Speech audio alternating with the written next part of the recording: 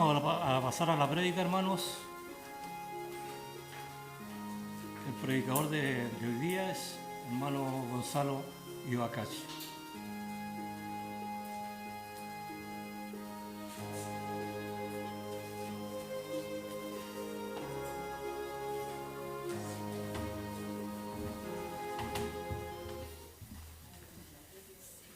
Buenos días, hermanos. Los saludo en el dulcísimo nombre del Señor Jesucristo. Ya tuvimos la ocasión de ver los versículos de la carta a Tito, ¿ya? De la epístola a Tito que hizo nuestro hermano Pablo. Si ustedes se dan cuenta de las cosas que dice, habla perfectamente y precisamente de cómo se debe administrar una iglesia. ¿Y por qué lo hace de esa forma tan taxativa, cierto? Como diríamos por ahí, con peras y manzanas. Recordemos que Tito era muy jovencito, al igual que lo era Timoteo. Entonces Pablo tenía la suficiente pedagogía como para saber a quién enviaba las cartas, a quién enviaba las epístolas. Sabía que darle la responsabilidad a un joven de sostener una iglesia, de mandar una iglesia, de administrar una iglesia, y sobre todo lo más preciso, lo que más hace hincapié Pablo es guardar la sana doctrina. Ahora yo les pregunto a ustedes, ¿aquí guardamos la sana doctrina o no? ¿Sí? ¿Alguien dijo amén por ahí? Amén, ¿cierto? Bueno, voy a continuar ahora. Aparentemente Pablo y Tito habían estado juntos en un ministerio realizado en la isla de Creta, como lo vimos recién en Tito, en el 1.5, ¿ya? En el 1.5 lo estuvimos viendo así. La isla de Creta, que queda allá en Grecia, ¿verdad? Se dice mucho que los griegos, en su tiempo, y tal vez hacen un muy buen vino. Tenemos fama aquí en Chile de hacer uno de los mejores vinos del mundo, como asimismo en Francia. Pero dicen que tomar el vino griego, incluso hay una canción por ahí de los años 80, ¿se acuerdan? Ven a brindar con vino griego, decía, porque es un vino maravilloso, de mucho cuerpo y todo eso. No sé lo que significa eso en realidad, pero una cosita poca. ¿Ya? No sabemos cuánto tiempo permanecieron allí. A medida que recorramos la epístola, aprenderemos algo sobre la gente que vivía en esa isla. Por cierto, Pablo no tenía un buen concepto de ellos, repito. Pablo no tenía un buen concepto de los cretenses. ¿Por qué? Lo analizamos precisamente en el contexto de los versículos, ¿ya? No dados al vino, hospedadores, que al parecer no eran tan buenos, marido de una sola mujer, al parecer había algún problema de ese tipo también, pero no obstante constituían una iglesia, y se supone que era una iglesia cristiana, pero era necesario insistir en la sana doctrina. Vamos a orar, por favor, antes de continuar. Les pido por favor que inclinen sus cabezas. Bendito Dios, en el nombre de Jesús estamos ante su presencia en este día. Le pedimos que usted bendiga a todas las familias que en este momento están representadas en este lugar, su casa de oración. Le pedimos que todo cuanto se exponga, todo cuanto se diga, todo cuanto se cante, sea para usted, sea para su honra, sea para su gloria y también sea para la edificación del cuerpo, que somos nosotros, su iglesia. Se lo pedimos en el nombre de su Hijo amado, Cristo Jesús. Amén. ¿Ya?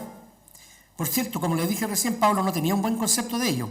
El apóstol evidentemente salió de ahí para ir a otro lugar y entonces escribió esta carta para Tito, dándole instrucciones sobre lo que tenía que hacer como joven predicador, que era mientras se quedara en Creta. Se estima que la fecha de esta carta fue escrita entre los años 64 al 67 después de Cristo. 64 a 67 después de Cristo. Imagínense el tiempo. Esto nos da un tiempo después cuando Pablo hacía su labor pastoral, ¿ya? Toda vez que nosotros sabemos que Pablo no conoció a Cristo personalmente, ¿ya? Cuando Pablo tiene el encuentro en Damasco, cuando cae del caballo y le dice la voz que viene del cielo y dice: Pablo, Pablo, ¿por qué? Saulo, Saulo, ¿por qué me persigues? Se llamaba Saulo, de Tarso en ese momento. Ese fue el primer encuentro. A todo esto ya el Señor se había ido a la presencia, a estar con su Padre, ya estaba en el cielo, por así decirlo. Y todo el trabajo pastoral era realizado por los apóstoles, ¿ya? Pero eso es materia ya de otro estudio que vamos a hacer más adelante.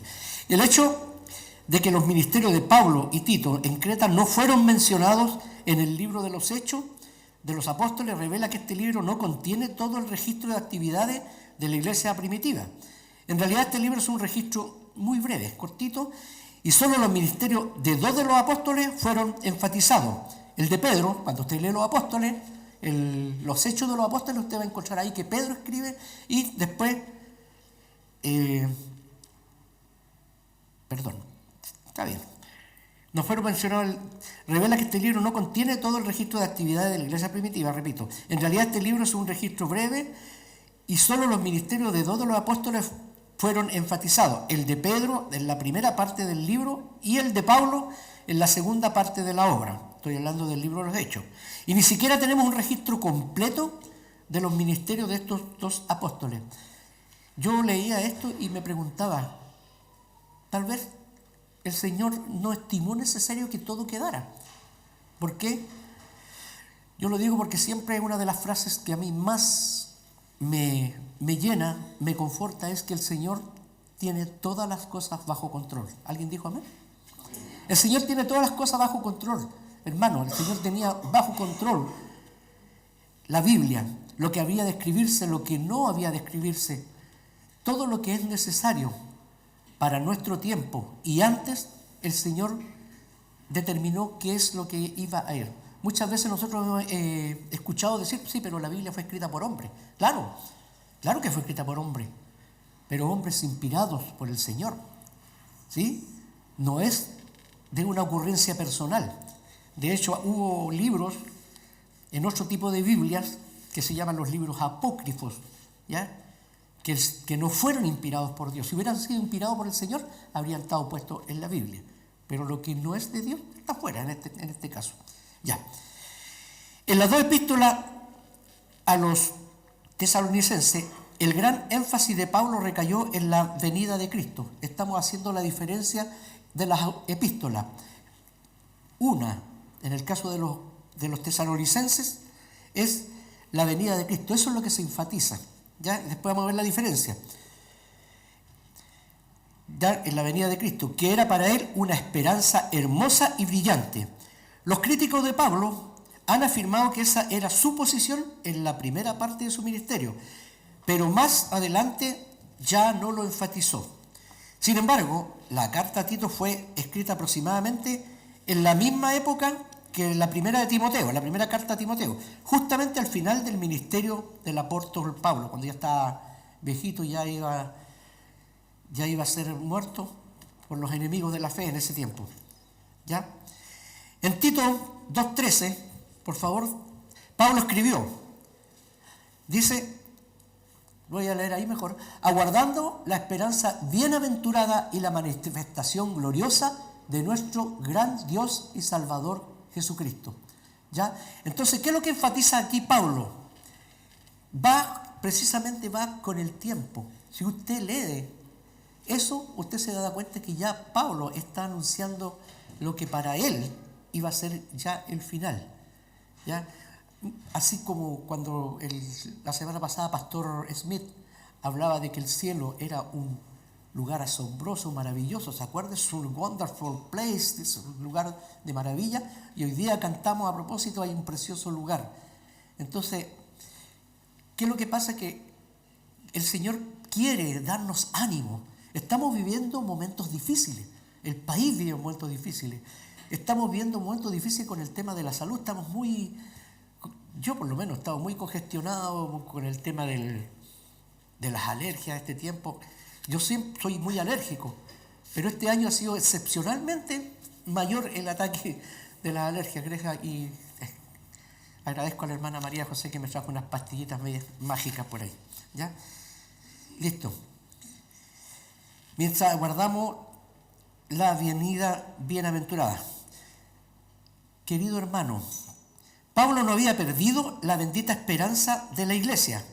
Creemos que esa esperanza estaba brillando radiante y brillaría aún con mayor luminosidad, como vemos en las palabras de Pedro en su segunda carta. Ahora sí vamos a poner la segunda carta, la segunda de Pedro 1:19.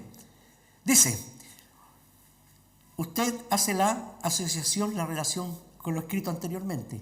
Ahora es Pedro el que habla en su segunda carta. Dice: tenemos también la palabra profética más segura, a la cual hacéis bien en estar atentos como a una antorcha que alumbra el lugar oscuro, hasta que el día esclarezca y el lucero de la mañana salga en vuestros corazones. ¿Quién es el lucero de la mañana? ¿Quién es? Dígalo. Jesús, ¿cierto? Nuestro Señor, Él. Dice hasta que el día esclarezca y el lucero de la mañana salga en vuestros corazones. Esa esperanza, la esperanza que tenemos todos nosotros. Por eso estamos aquí, hermanos. Tal vez hoy día a lo mejor no quería levantarse, pero el Señor dice: vamos, levantemos, estamos en los últimos tiempos, ¿ya? Y yo sé que pronto esta iglesia nuevamente va a volver a estar llena. Estoy seguro de eso. Bueno, ahora estamos en unas fechas especiales, fin de semana largo, muchos hermanos aprovecharon también de salir a darse su tiempo libre, ¿ya? A recorrer el país, pero sabemos que en la medida que el Señor esté más cerca, va a ser mayor la necesidad de buscar la verdad, ¿ya? Listo. Timoteo y Tito fueron dos jóvenes predicadores, como lo dijimos, a quienes Pablo tuvo el privilegio de conducir al Señor. Pablo les llamaba entonces hijos, ¿ya? Hijos en la parte espiritual, sus verdaderos hijos. Es decir, que él les llevó a ambos a un conocimiento salvador de Cristo. Pablo le escribió carta a ambos jóvenes. Tenemos dos cartas a Timoteo, ¿cierto? Hay dos cartas a Timoteo, primera y segunda, obviamente, y una carta que fue dirigida a Tito. Estas cartas fueron llamadas, aquí un tema, digamos, un tema logístico, por así decirlo. Aquí se le llama a estas las cartas pastorales, ¿ya? Las cartas pastorales, las cartas que van dirigidas es precisamente a cómo administrar las obras del Evangelio, qué cosas decir, qué cosas no decir, y sobre todo, estoy parafraseando en una de las cartas que le dice a Timoteo: nadie tenga en poco tu juventud. El hecho de que tú seas joven, no, que nadie te tenga, no, tú eres muy niño como para andar hablando cosas de grande, una cosa así. Le quiso decir, le dio ánimo, nadie dijo tenga en poco tu juventud. Ya, lo estoy, insisto, parafraseando, no fueron esas precisamente las palabras, pero más o menos el sentido, ¿ya? Y dice que estas se fueron llamadas cartas pastorales porque en ellas Pablo les dio a estos jóvenes predicadores instrucciones sobre la iglesia local. Estas cartas han demostrado ser muy provechosas para nosotros en la actualidad. Tenemos tantas clases de instrucciones relacionadas con la iglesia local que suponemos podríamos llenar toda una biblioteca con los libros que se han escrito sobre cómo conducir la iglesia local. En la Biblia tenemos estas tres epístolas, ¿se han dado cuenta, no? Para administrar una iglesia local, donde se habla precisamente de este punto, de cómo se administra, hay solamente tres cartas, las dos que le escribió Pablo a Timoteo y la otra a Tito. Y sin embargo, humanamente tenemos miles, tal como dice así, podría llenar bibliotecas con las instrucciones de cómo hacerlo, ¿ya? Hoy día en el mundo hay una frase muy famosa: el mundo cambió. ¿Usted ha visto un político? El mundo cambió. Por ahí hubo un tiempo en que la Iglesia Católica sacó nuevos pecados. Y uno de esos nuevos pecados era la evasión de los impuestos. ¿Es un nuevo pecado? ¿O es robar? Es robar. Evadir impuestos es simplemente robar. Y ya robar no robarás, está en los 10 mandamientos, ¿cierto? No hay nada nuevo. Pero sin embargo, las cosas se van haciendo nuevas. Y quiero salirme un poquito acá hace un par de días se celebró el Día del Empleado de las Municipalidades y fui a tocar a una iglesia católica. Fui a tocar en mi trabajo, no es que yo no haya ido a participar. Y antes varias personas que leen un versículo y dice: escúchanos, Señor, te rogamos. Y toda la gente repite: escúchanos, Señor, te rogamos. Bueno, ahora no lo hacen así, pues. Ahora dicen: te pedimos, escúchanos. Te pedimos, escúchanos. Van variando, van cambiando su manera. ¿Cuál es el efecto práctico? Ninguno. No hay ningún efecto práctico en realidad. Ya solamente es hacer una progresión de una ceremonia que está instituida desde hace bastante tiempo. ¿Ya? Así que Pablo dijo que él quiso hacerse igual a todos para ir de alguna manera a ganar a algunos para Cristo. ¿Ya? Acuérdense que Pablo renunció a muchas cosas que él tenía. Pablo era un hombre de una posición altísima. Pablo era fariseo. Pablo tenía doble nacionalidad. ¿Sabía usted que Pablo tenía doble nacionalidad o no? ¿Sabía? El privilegio grande que tenía. Pablo era judío, ¿ya? Es decir, era israelita de nacimiento y también era romano. Y ser ciudadano romano en ese tiempo, en esa parte del mundo, era un privilegio grandísimo. Se le abrían todas las puertas, era una autoridad, todo el mundo, hasta los ratones le hacían reverencia en ese tiempo, por así decirlo. ¿Ya? Ya. Repito, Pablo dijo que él quiso hacerse igual a todos para de alguna manera ganar algunos para Cristo. Entre los judíos se volvió judío y entre los no judíos quiso ser como un no judío. Miren, fácil. ¿Ya? Y aquí hay una prueba. Hizo circuncidar a Timoteo. ¿Ya? El gran acto del judaísmo, la circuncisión de los niños, ¿cierto? Hizo circuncidar a Timoteo, porque ellos iban a ir a la sinagoga. Eras tú también, ¿cierto? Aprovechaba las circunstancias. Bueno, aprovechando que va a ir la gente a la sinagoga, hizo circuncidar, ¿ya? ¿Por qué esa palabra es tan complicada? ¿Ya?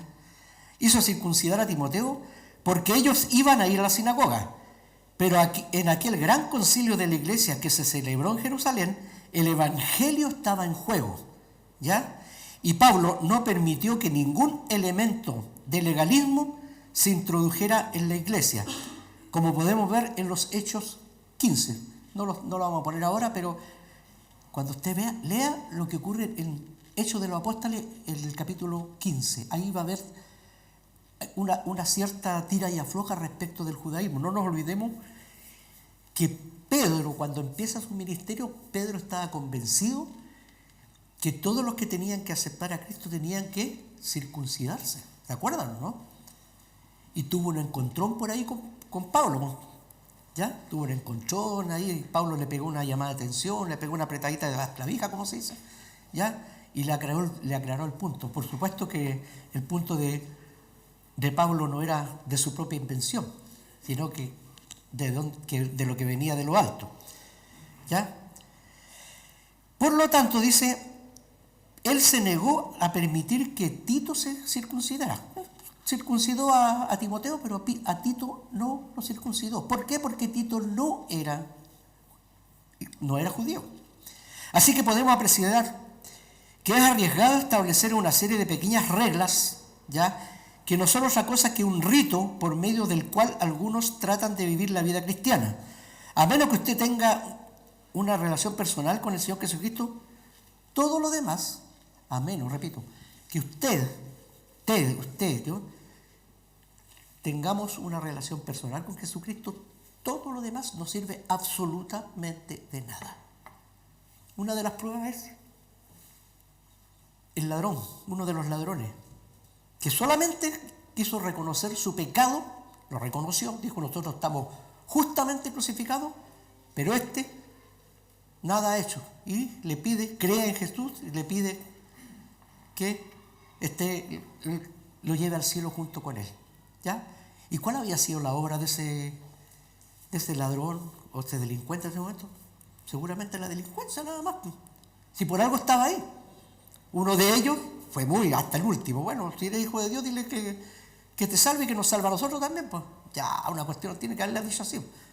¿Ya? Pero el otro hizo todo lo contrario. ¿Ya? Entonces, aquí podemos ver, con ejemplos muy notorios y muy claros, que hay cosas que los ritos en sí no sirven absolutamente de nada si usted, si yo, no tenemos una relación personal con el Señor. ¿Ya? Eso que quede bastante claro. En esta carta, en esta epístola a Tito tenemos una buena imagen de una iglesia del Nuevo Testamento en su realización plena en la comunidad como una organización. Mire, dése cuenta de los conceptos. Hay personas que nos escriben diciendo que son miembros de una iglesia neotestamentaria, pero tengamos en cuenta el control del Espíritu Santo que existía en una iglesia de aquella época. Recordemos un caso bien específico del control del Espíritu Santo. ¿Se acuerdan de Ananías y Zafira? ¿Qué les pasó? Tentaron al Espíritu Santo, vendieron una propiedad, una heredad, sacaron parte, así, llevémoslos para la iglesia, que está recién empezando. Y esto, como dicen, top. Pero, ¿qué le dijeron los apóstoles? ¿Por qué tentaron al Espíritu Santo? Y en ese mismo momento muere primero Ananías y su mujer no tenía idea de lo que había pasado, sino que llegó después con el mismo cuento y le preguntaron a él, ¿por qué tentaste al Espíritu Santo? Y cayó muerta Ananías, Zafira, su mujer. ¿Ya? Dice, recordemos el caso trágico de Ananías y Zafiro que murieron por haber mentido al Espíritu Santo, como podemos ver en los Hechos 5. ¿No lo vamos a leer ahora? No lo vamos a leer ahora, porque conocemos esa historia, pero les insto a que lo lean. Lean los Hechos de los Apóstoles, hermanos. Ahí hay muchas cosas importantísimas, muchas cosas que nos abren los ojos y que nos hacen tener mucho conocimiento también de la palabra. Lo que hacían los apóstoles, no nos olvidemos que los Hechos de los Apóstoles se refieren a las cosas que hicieron los apóstoles cuando ya el Señor Jesucristo se había ido. ¿Ya? ¿Qué es lo que pasaba? En alguna parte podrían decir por ahí, se fue el gato y los ratones en fiesta, ¿cierto? No, aquí los apóstoles se dedicaron a recorrer el mundo antiguo y esparcir la palabra del Señor, ¿ya? Y el Señor les había prometido que harían milagros, que harían prodigios. ¿Lo hacían ellos o lo hacía el Señor a través de ellos? ¿Cierto? El Señor actuaba a través de ellos. Acordémonos del ciego que les pidió dinero a Pablo y Juan. Les pidió dinero y ¿qué les dijo Pedro y Juan? No tengo dinero, pero de lo que tengo te doy. En el nombre de Cristo Jesús, le dijo así, levántate. Y le abrió los ojos, conocer. No me acuerdo bien, estoy parafraseando esa idea. Pero los apóstoles hacían los mismos prodigios, incluso había prometido que incluso más de lo que había hecho el propio Jesucristo aquí en la tierra. ¿Ya? Podemos imaginarnos lo que sucedería hoy en algunas comunidades cristianas si este principio estuviera vigente en la oscuridad. ¡Wow! A mí no me gustaría estar en ese lugar, en esa situación. Pero si lo menciono aquí porque seguramente ocurre en algunas comunidades cristianas. ¿Ya? Incluso en algunas que ya no se está ocupando la Biblia. Error, graso error. Bueno, de todas estas cosas tenemos que dar cuenta alguna vez. Acá nosotros seguimos diciendo, usando la palabra del Señor, ¿ya? Lo que está aquí adentro es voluntad del Señor. Lo que no está adentro no es voluntad del Señor, ¿ya? Así que tengamos claro que la Biblia es nuestra guía de fe y de práctica. Repito, nuestra guía de fe y práctica. Y lo que decía al principio, y tengo que insistir en esto, si alguien dice por ahí, no, es que la Biblia la escribieron hombres, pero inspirados por el Espíritu Santo. Y el Señor Dios tiene todo bajo control, ¿ya? Y eso debe darnos a nosotros gran esperanza y gran seguridad. Leamos la palabra del Señor, hermano. Dediquemos un tiempo para leer la palabra del Señor. No cuesta nada. Pero sí hay mucha bendición en ello. Según esta epístola, la de Tito, que tenemos ante nosotros, la iglesia local es aquella, tal como decía el número 1, que tiene una organización bien ordenada. Esa es una iglesia local, ¿ya? Ideal, tiene una organización bien ordenada. 2, que tiene una buena doctrina, bien fundada en la palabra de Dios. Yo diría que la palabra de Dios, los evangelios son la doctrina perfecta. Dios no quiere ni más ni menos que eso. El tema de las obras, que son a consecuencia de la fe, es lo que viene a posterior, ¿cierto? ¿Ya? Y número 3, es pura en la vida y está preparada para hacer toda buena obra. Esta es la imagen de la iglesia del Nuevo Testamento que está en la epístola a Tito. En la epístola a Timoteo, el énfasis recayó sobre la... Voy a leerlo de nuevo porque hay una repetición aquí. El énfasis recayó sobre la necesidad de la enseñanza de la sana doctrina en la iglesia. La necesidad de esa enseñanza. En la carta a Tito, el énfasis se colocó sobre la importancia del orden de Dios para las conductas de las iglesias. En realidad, el pasaje de Tito, el que está en 1.5, ¿podemos ver el pasaje de Tito 1.5? ¿Ya? Dice, lo voy a leer ya. El 1.5 dice, por esta causa, por el tema de la organización y la entrega de la sana doctrina, le escribe, por esta causa te dejé en Creta, para que corrigieses los deficientes y estableces ancianos en cada ciudad, así como yo te mandé. Esto de establecer ancianos no es que haya elegido a los más viejos, ¿ya? Este concepto no se refiere a las personas más viejas. Pablo, Tito y Timoteo no eran ancianos, ¿ya? Eran personas jóvenes, sino que eran las personas que tenían mayor aptitud en cada uno de los puestos de la congregación, o para cada uno de los puestos de la congregación, aquellos que ya no se alimentaban de leche espiritual, sino dice la palabra que los que comen vianda, ya alimento sólido, espiritual. Me acuerdo un tiempo, cuando estaba pastoral acá, me decía que en su congregación en Estados Unidos habían personas que por 70 años habían estado sentados en el mismo asiento. Por 70 años, ¿se imaginan? En el mismo asiento. Y nunca habían tenido ninguna otra responsabilidad. Lo único que hacían era ir a la iglesia. Durante 70 años. Pero tal vez no se dispusieron su corazón para que el Señor pudiera usarlos a ellos también como bendición para la iglesia. No lo sabemos.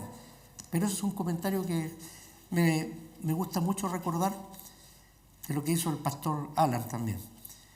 Dice, o sea que Tito tenía que poner las cosas en orden en las iglesias de Creta. Y como le decía al comienzo, había problemas de organización. Seguramente le estaban dando a personas que no correspondían, le estaban dando ciertos ministerios, y podemos imaginarnos un montón de cosas, y había problemas de pecado, naturalmente. En el capítulo 1, Pablo dijo que la iglesia tenía que ser una organización ordenada, como vemos en Tito 1.5, lo que vimos recién. En el capítulo 2, enfatizó que la iglesia tenía que enseñar y predicar la palabra de Dios. Dijo en el versículo 1, pero tú habla lo que está de acuerdo con la sana doctrina. Él dijo que la iglesia debía estar doctrinalmente sólida y bien fundada en la fe.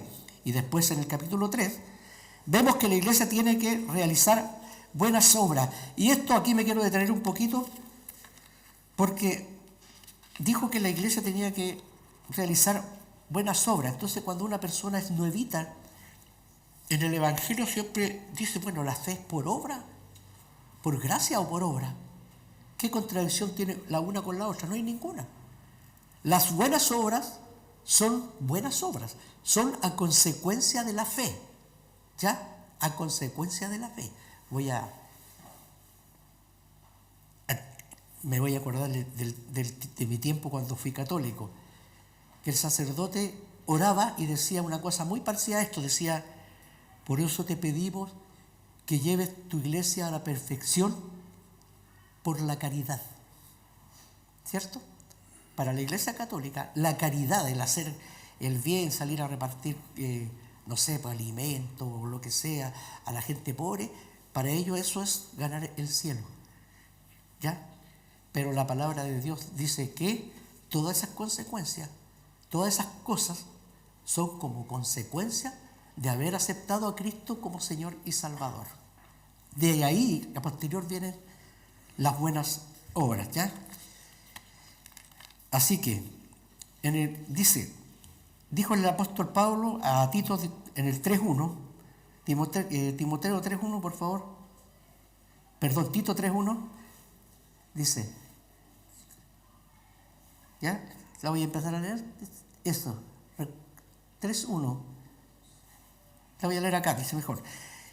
Recuérdales que se sujeten a los gobernantes y autoridades, que cuesta, que obedezcan, que estén dispuestos a toda buena obra, ¿ya? Cuesta someterse a veces a las autoridades en el sentido de la contingencia, ¿verdad? La diferencia de opiniones que tenemos con ellos, las cosas como se ocurren, que son contrarias a lo que nosotros creemos.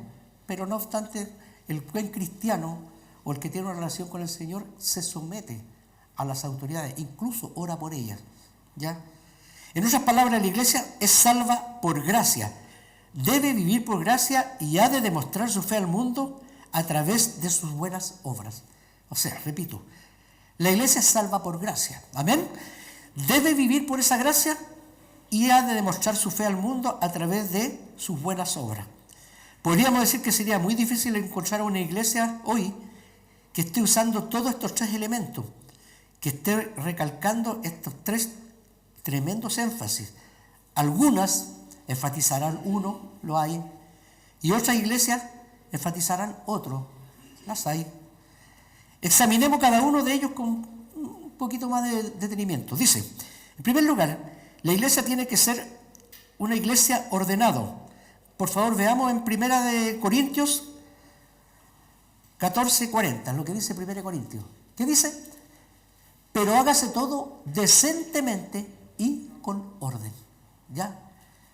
Usted ha ido a iglesias por lo que sea, por el motivo que sea. Yo he ido a iglesias que son cristianas, pero el orden no es el énfasis que se le pone. En circunstancias que la palabra del Señor dice que todo debe hacerse todo decentemente y en orden. ¿Ya? Dice que todo, tal como lo decía, a veces uno no encuentra mucho orden en una iglesia y con frecuencia esta situación se debe a que hay pocos creyentes con cargos que están tratando de llevar todo el peso del trabajo y la responsabilidad. Esa iglesia tiene verdaderos problemas y constituye un motivo de sufrimiento o presión para el pastor. La iglesia debe ser entonces una iglesia ordenada, no dirigida por uno o dos diáconos, ¿ya? Siempre hay en otra iglesia donde a dos personas se les echa todo el peso encima, tienen que estar a cargo de esto, tienen que estar a cargo de esto, tienen que estar de la administración económica, etcétera, etcétera. Y eso hace que sobre esas personas caiga un gran peso, ¿ya? Y ese gran peso al final es un sufrimiento para la persona que administra la iglesia, que en este caso es el pastor, el encargado de pastorear, por supuesto, a su congregación, ¿ya? La iglesia tiene que ser ordenada. Ese orden no se refiere a esa famosa fotito que hay ahora, la foto desordenada, todo, ¿cierto? Una foto bien formal y ya la última es la foto sal. No está hablando de ese desorden. Está hablando de la forma en cómo está organizada una iglesia local. De eso está hablando y de eso es lo que le escribe en la carta a Tito, ¿ya? En segundo lugar, en muchas iglesias uno encuentra que no hay ningún énfasis sobre una doctrina sólida. Esto es peligroso. Repito, en segundo lugar, en muchas iglesias uno encuentra que no hay ningún énfasis sobre una doctrina sólida basada en la palabra de Dios. A causa de ello siempre enfatizamos a los pastores jóvenes que no deberían centrarse en edificar una iglesia enorme ni ninguna clase de imperio, ¿ya? Muchos sueñan con eso, ¿se han dado cuenta? ¿Usted ha conversado con algún hermano de otras congregaciones? Y dicen, no, nosotros tenemos una iglesia que... No, el pastor tiene que hacer 3 reuniones al día, porque no cabemos, somos miles. Maravilloso, perfecto. Pero no se debe enfatizar ese peso sobre los pastores jóvenes, ¿ya? Sobre estos predicadores jóvenes, y menos hacerlos centrar sobre edificar, sobre hacer cosas grandes, muy grandes. No es eso. Aquí lo que está diciendo Pablo, especialmente a Tito, es que debe centrarse en que la enseñanza debe ser absolutamente la correcta y la forma de organizar, de administrar, debe ser la que también es la correcta, la que está bíblicamente dispuesta, de esa manera. ¿Ya? Antes, dice, les aconsejamos, dice a la gente joven, que enseñen y proclamen la palabra de Dios antes de formar una organización compleja con muchas instalaciones y dependencias. Deberían construir edificios en la vida de hombres y mujeres. Cualquier tipo de organización que hayan creado en una iglesia podría ser derrumbada por otros más adelante, ¿cierto? Después de que ellos se hayan ido, dice, esto sería una angustiosa experiencia para un pastor a menos que él se haya propuesto la meta de edificar, vuelve a usar la palabra edificar, espiritualmente la vida de hombres y mujeres de su congregación. Este debería ser el énfasis de cualquier iglesia. ¿Ya? A veces nosotros nos complicamos que, pucha, ¿qué le está pasando a los hermanos? Que no han venido, ¿no? Que se fueron, que están un poquito, y lo que sea. Pero ese no es el énfasis. ¿Por qué? Porque ¿qué dice la palabra del Señor? Que donde hay 2 o 3 congregados en su nombre, en su promesa a Él, que Él va a estar en medio de nosotros. ¿Amén? ¿Alguien dijo amén? Por ahí, sí. Lo escuché clarito. Finalmente, dice, una iglesia debería estar preparada para realizar todas buenas obras, ya lo vimos. A veces, algunas congregaciones colocan un gran énfasis en la doctrina. Perfecto.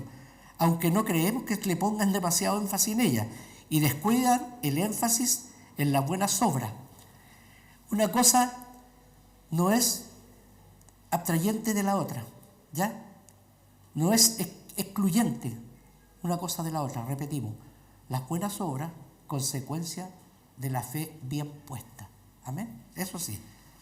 Una iglesia debería estar comprometida en la realización de buenas obras, ya lo dijimos. Hay mucha gente que necesita ayuda, no solo espiritual, sino también ayuda material. ¿Ya? Tenemos que ocuparnos en hacer obras efectivas a favor de las personas, para ayudarles en sus necesidades físicas. ¿Ya?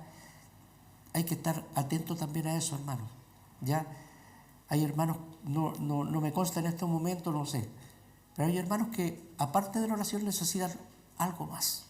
¿Ya? Y eso es correcto. Y nosotros, los que estamos en mejor situación, muchas veces podemos hacer algo también. ¿Ya? Eso hay que considerarlo. Tenemos que ocuparnos en hacer obras efectivas en favor de las personas, para ayudarles, tal como decía, en sus necesidades físicas. La obra social de la iglesia a favor de la comunidad en que se encuentra también es de gran importancia. Y nos referimos también a las visitas a los que están en los hospitales, por ejemplo, u otras instituciones, en las cuales la gente es más consciente de su soledad. ¿Ha estado usted hospitalizado alguna vez? ¿Cierto que cuando llega esa hora de las 6, 7 de la tarde, en que le dan el último alimento y ya uno ve que la gente empieza a irse para sus casas, esa sensación angustiosa de soledad que queda ahí, y que le dicen cualquier cosita, usted aprieta esa comida que hay ahí, va a sonar una alarma y va a venir alguien y a veces uno la aprieta y parece que la persona que lo va a atender a uno viene de su casa, ¿ya? Tiene que tomar la línea tanto, hacer transborde, después llega a donde uno.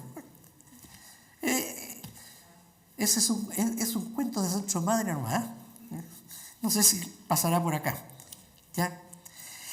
Este pues fue un breve resumen de la epístola a Pedro, es un breve resumen. Vamos a continuar con este estudio que es muy interesante. Algunos que profesan ser cristianos han enfatizado el 3er capítulo, que habla sobre las buenas obras, ¿ya? Pasando por alto los capítulos anteriores, ¿ya? Que tratan temas como orden y doctrina, hasta que una iglesia funcione utilizando todos estos 3 aspectos que Pablo bosquejó. No tiene derecho a considerarse una iglesia neotestamentaria. Vale decir, una iglesia local como la nuestra tiene que tener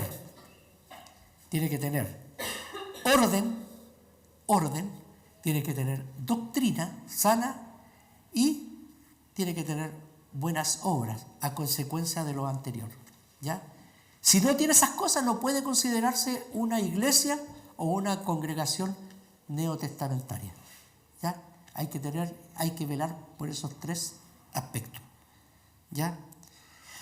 Mire, ahora le voy a presentar un pequeño, para terminar ya, un pequeño bosquejo que vamos a destacar los principales puntos de esta carta. El punto 1, la iglesia es una organización, y esto está puesto en el capítulo 1, si quiere usted anotarlo, está del 1 al 4, ¿ya? Ahí la iglesia dice que la iglesia es una organización. La letra B dice, una iglesia ordenada debe tener ancianos reconocidos que cumplan los requisitos prescritos, ¿ya? En el capítulo 1, del 5 al 9, ahí están escritos, ¿ya? Y también para estudio, ¿por qué era la mala reputación que tenían los cretenses? Si está puesto de esa manera, si se enfatiza la mala reputación que tenían los cretenses, no es para que las iglesias a posterior repitan esos mismos errores, ¿no? Es para que no los tengamos. Eso es.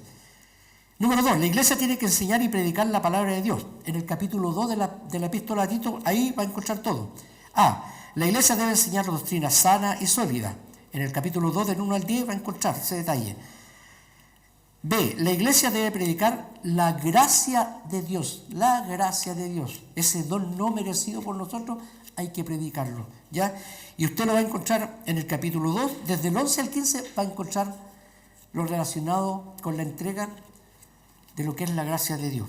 Y finalmente, la iglesia tiene que realizar buenas obras, eso está puesto en el capítulo 3, letra A del número 3. Las buenas obras son una evidencia de salvación. Fíjese, las buenas obras son una evidencia de salvación. Eso está en el capítulo 3, del 1 al 7, que son las obras del Espíritu Santo. Cuando muchas veces oramos acá, nosotros le pedimos que el Espíritu Santo de Dios se mueva libremente entre nosotros, que toque nuestros corazones, ¿sí? Que todo cuanto hagamos, cuanto digamos, sea para la honra y gloria del Señor. Eso es obra del Espíritu Santo, ¿ya? Y letra B, las buenas obras son provechosas para el presente y el futuro. Capítulo 3, del 8 al 15. Hermano, no sé si podemos, este es el último versículo, no sé si lo podremos, no estaba puesto dentro de, pero es Tito 3, del 8 al 15. Veamos lo que dice para finalizar. Dice, palabra fiel es esta, y en estas cosas quiero que insistas con firmeza, para que los que creen en Dios procuren ocuparse en buenas obras. Esto ya está resumiendo todo lo que hemos dicho anteriormente. Estas cosas son buenas y útiles a los hombres, pero evita las cuestiones necias y genealogías y contenciones y discusiones acerca de la ley, porque son vanas y sin provecho, ¿ya? Al hombre que cause divisiones, después de una u otra amonestación, deséchalo, sabiendo que él tal se ha pervertido y peca y está condenado por su propio juicio. Cuando envíe a ti a Artemas o a Tíquico, apresúrate en venir a mí en Nicópolis, un lugar de allá de Grecia también, porque allí he determinado pasar el invierno, lo que está diciendo Pablo. Le está dando instrucciones bien precisas, dónde tiene que moverse, cuando llegue tal cual persona que él va a seguir enviando como apoyo a la iglesia local. A Zenas, intérprete de la ley, eso es muy importante en ese tiempo, y a Apolos, encamínales con solicitud, de modo que nada les falte, ¿ya? El otro día llegó Pastor Smith, que viene de Estados Unidos, anda recorriendo el mundo todo, y la preocupación es que nada le falte. Menos el intérprete anda con él en estos momentos, ¿cierto? Que es nuestro pastor Juan, ¿ya? De modo que nada les falte y aprendan también los nuestros a ocuparse en buenas obras para los casos de necesidad, para que no sean sin fruto. Y por último, Todos los que están conmigo te saludan. Saluda a los que nos aman en la fe. La gracia sea con todos vosotros. Amén. Esa es la salutación final que hace, en este caso, el apóstol Pablo. ¿Ya?